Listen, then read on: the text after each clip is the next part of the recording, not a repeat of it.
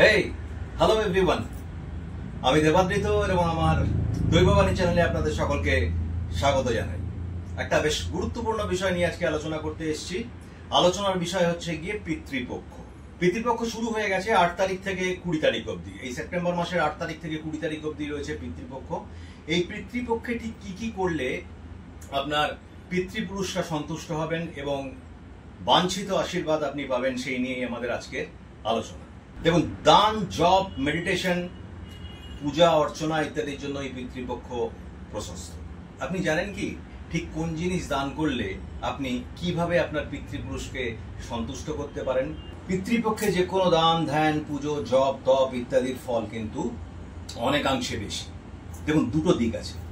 এক তো হচ্ছে আপনি কোন কোন জিনিস দানের মাধ্যমে কোন কোন গ্রহকে সন্তুষ্ট করছেন, তার কি সুফল আপনি পাচ্ছেন। দ্বিতীয়ত সেটা হচ্ছে গিয়ে কোন কোন জিনিস দান করলে আপনার পিতৃপুরুষরা বিশেষত খুশি হবেন বা সন্তুষ্ট হবেন এবং আপনি এবং আপনার পরিবার সেই সন্তুষ্টি থেকে, অর্থাৎ আপনার পূর্বপুরুষদের সন্তুষ্টি থেকে যথেষ্ট আশীর্বাদ পাবেন। দেখুন, অন্নদান এবং বস্ত্রদানকে শাস্ত্রে সবচেয়ে বেশি প্রায়োরিটি দেওয়া হয়েছে।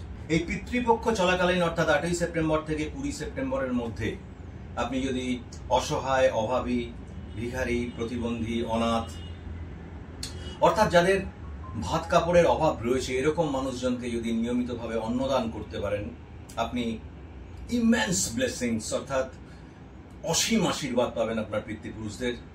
এবং এর কাঙ্ক্ষিত ফললাভ হচ্ছে গিয়ে সুখ, সমৃদ্ধি, ঐশ্বর্য, সুস্বাস্থ্য। বস্ত্রহীন বা যাদের বস্ত্রের প্রয়োজন রয়েছে, আর এই অন্ন, বস্ত্র, এই সমস্ত বেসিক নিড যেগুলো মানুষের রয়েছে, এর সঙ্গে কিন্তু অঙ্গাঙ্গিভাবে জড়িত রয়েছে যে গ্রহটি, সেই গ্রহটি হলো বৃহস্পতি। এছাড়াও অন্যান্য গ্রহের কাজ হয়, তবে বৃহস্পতি গ্রহের কাজ সবচেয়ে বেশি ভালো হয়। আপনারা যাদের পক্ষে সম্ভব, তারা নিয়মিতভাবে কোনো অশ্বত্থ গাছের গোড়ায় কালো তিল জলে মিশিয়ে সন্ধ্যাবেলায় অর্পণ করবেন। এই জলে মেশানো কালো তিল অর্পণ করে আপনি আপনার পিতৃপুরুষদের কাছে তাদের আশীর্বাদ প্রার্থনা করবেন, আপনি অবশ্যই আশীর্বাদ পাবেন। আপনার কোনো পিতৃপুরুষের যদি কোনো ঋণ থেকে থাকে এবং সেই ঋণের চাপে উনি যদি সারা জীবন জর্জরিত হয়ে থাকেন, অথবা উনি যদি ঋণ শোধ করার আগেই ওনার যদি দেহান্ত হয়ে থাকে, সেক্ষেত্রে নুন, খাবার নুন যেটা হয়, এই নুন দান প্রশস্ত। গোমাতার সেবা বিশেষত বুধ এবং শুক্রবার করে যদি করতে পারেন, আপনার পিতৃপুরুষদের আশীর্বাদে আপনার জীবন বাধামুক্ত এবং সাবলীল হবে।